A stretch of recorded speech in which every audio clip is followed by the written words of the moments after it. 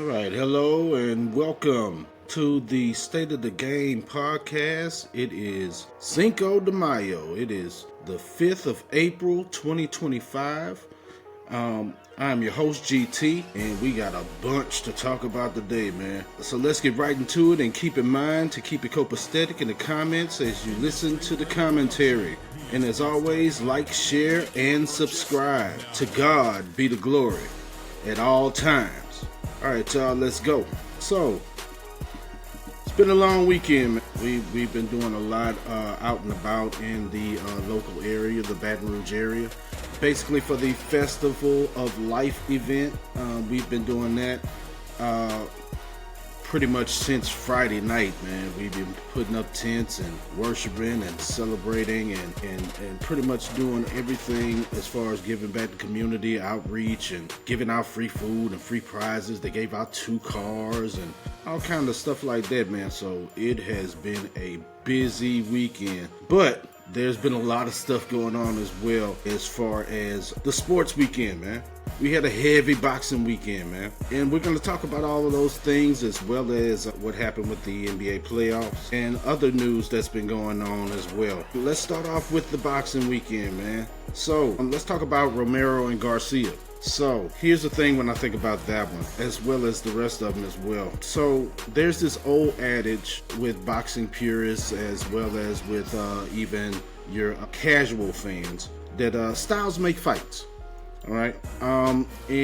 But with this one in particular, I would like to say that there's another adage that might not be as well known. Timing beats speed every time. Timing beats speed every time. And with Romero and Garcia is known to be a speed boxer, but Romero is a timing boxer. He's different. He's a timing boxer.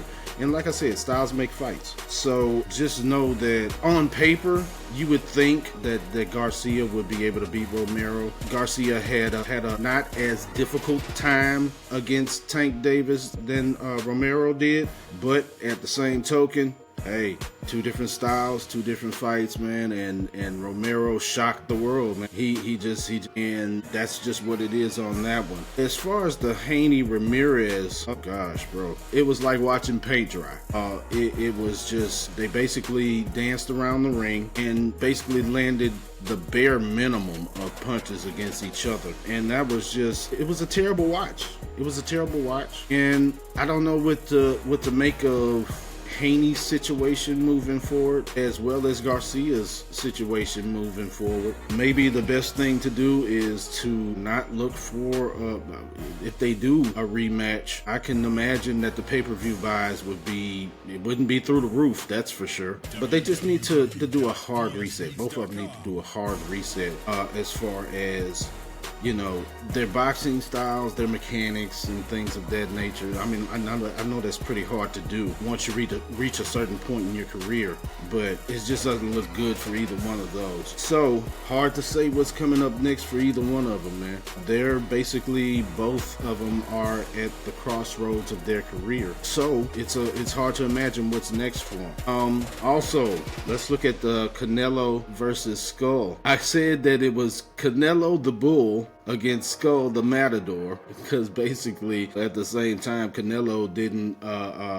didn't shine as well, even though, you know, he's supposed to be among the elite as far as the pound for pound rankings are concerned. That was another letdown of this weekend, which in all those 3 previous fights were considered to be letdowns over the weekend. It left a negative light on boxing as far as popularity is concerned, as far as viewership is concerned, as far as potential new viewership is concerned. But on last night, let me say this, Inoue and Cardenas, I tell you what, they saved the weekend, man. I'm talking about that is boxing the way it should be. I mean, they went out there and you could hear it. You could hear the way the punches landed. They were going for it, man.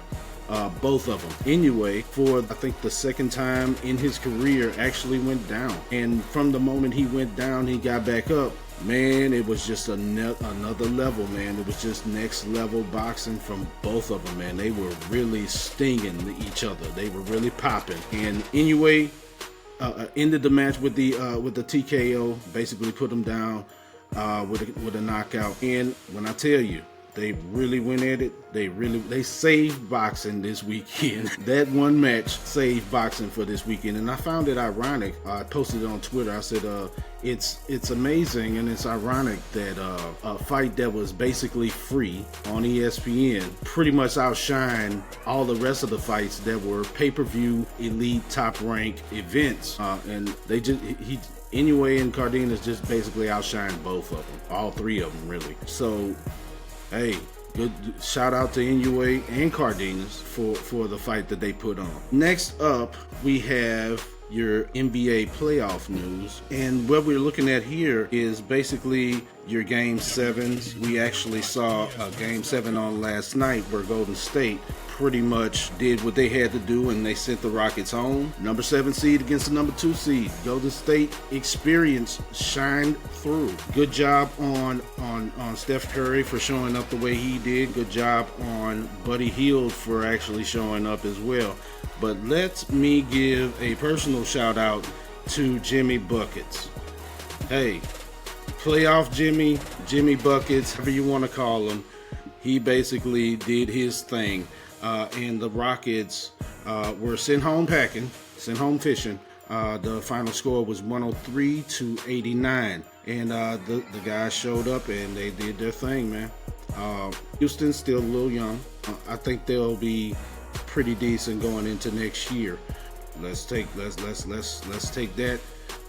Let's take this season, as far as Houston is concerned, as a bit of progress. They've been down in the Western Conference for a couple of years now, since James Harden left. They got their young squad. They got a good coach with Ime Udoka, so they should be able to bounce back pretty prevalent in the next few years. But shout out to Golden State for moving on in the playoffs. Also, we have Denver that basically did their thing and they advanced. They beat the LA Clippers 120.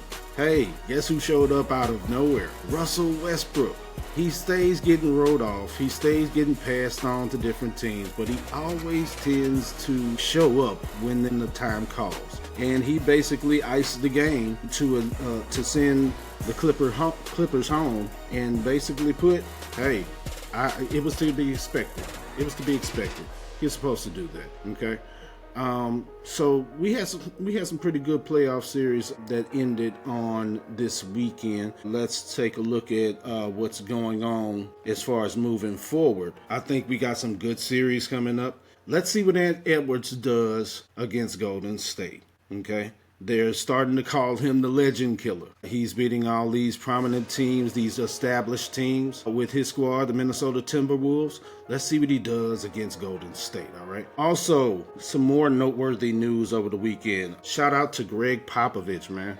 He finally stepped down as the Spurs head coach. Mitch Johnson takes over for the San Antonio Spurs. His experience, obviously, this is his chance to basically take over the helm as the head coach of the Spurs. But Popovich, man, salute to you, man. It has been a long ride. It has been a fruitful ride. It has been a championship ride for several years with you and your squad, from Tim Duncan to Manu Ginobili to Tony Parker to David Robinson to, even Kawhi Leonard. Very successful ride, man. So shout out to you and salute to you and have a happy retirement. I guess it's for as long as you can stay retired, I guess. I knew that you only had like a couple of years left after the untimely passing of your wife. So I salute to you, man. Salute to you and enjoy your retirement, man. You deserve it. You've earned it. So that's good for you, man. Also, next up,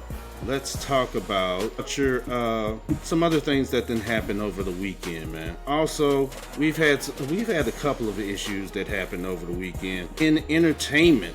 In entertainment, man, we've had a couple of things. Kanye West sues former dentist for malpractice. Addiction led to neurological damage. You don't say, man. Look, listen. I've been checking out and scrolling and seeing the things that's been going on with Kanye for the past couple of weeks now. Actually, the past maybe month or so, where he really started having his, I guess, his tirade or his rants or his breakdowns, as some people try to call it. Listen, man, nothing's been the same since his mom passed. That's just, I'm just gonna put that out there as the foundation. Nothing's been the same since his mom passed, man. That being said, he's gone through a lot the past few years. And what I'd like to say here is that, money doesn't fix everything, man. Money doesn't fix everything. You can have as much money as you can possibly can. You can be as successful as you can possibly can be. But when you go through things like he's gone through, like with his mom and with his marriage falling apart, not being able to see his kids and things of that nature, man, you kind of feel for him.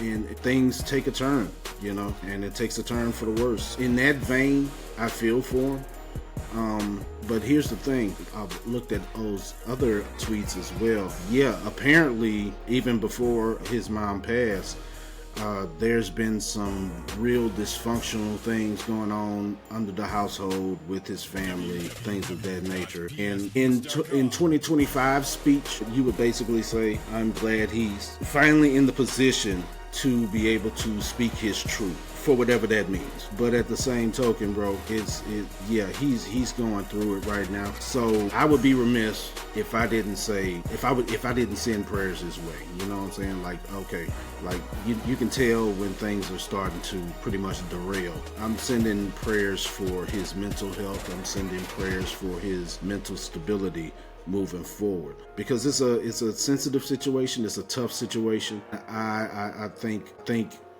that he needs help. I think that he needs support. I think he needs to basically get him back on the right track. You know what I'm saying? So that's how I feel about that one. Also, I just saw this morning. Apparently, Donald Trump and his administration says it'll pay immigrants in the U.S. illegally $1,000 to leave the country. You're paying immigrants, to leave the country. Now, here's my thing. I wonder how many Europeans or those that are not too far removed from being immigrants from Europe are going to take advantage of this situation. Man, are you kidding me, man?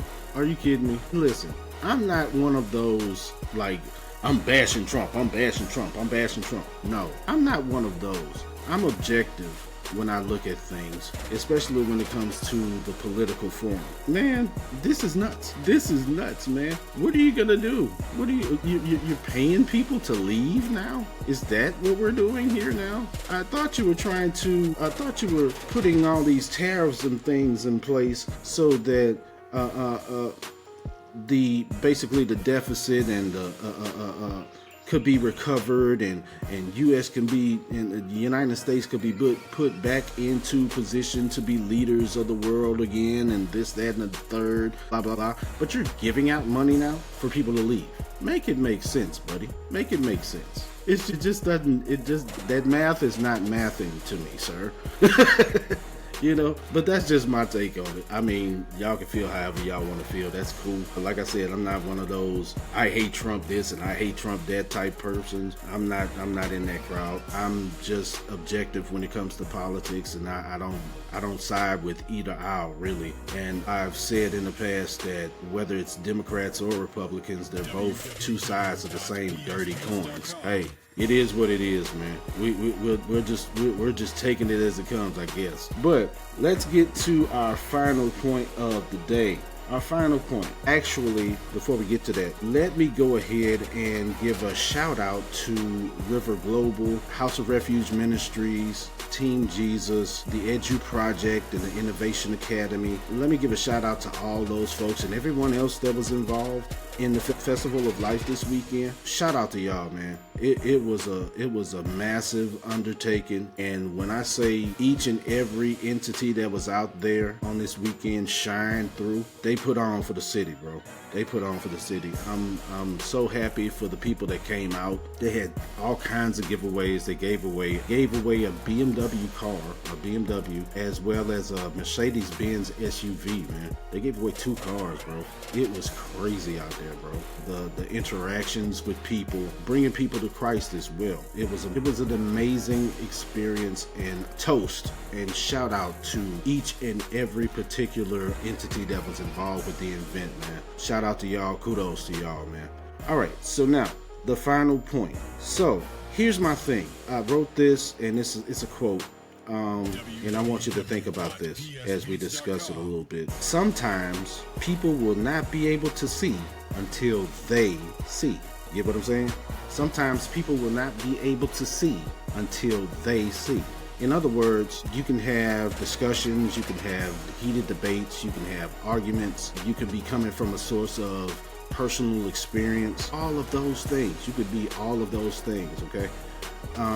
But when you're conversing with people, you have to understand and take into the account that sometimes, if not most times, they have to hit the brick wall themselves. They have to learn themselves. Personally, they have to learn themselves. Sure, like I said, you could be coming from a position of experience. You could have been through the exact same predicament, the exact same situation, the exact same stance, the exact same viewpoint, the exact same perspectives. You could have all of that. But for some people, they won't realize and come to a full understanding of what you're saying until they're basically in the situation themselves, and they have to figure it out for themselves. That personal experience is the only thing in most cases that will allow people to see what you see. All right, so that is it for today. Thank you guys for your continued support. Thank you guys for reaching out to us. Also, I'm officially on TikTok now. Finally, you can find the State of the Game podcast over there on TikTok as well as all of my socials, which I will post here. Thank you guys once again, man. Thank you guys for just supporting and being there and continuing to contribute to the State of the Game podcast, man. That's it for today. Peace out.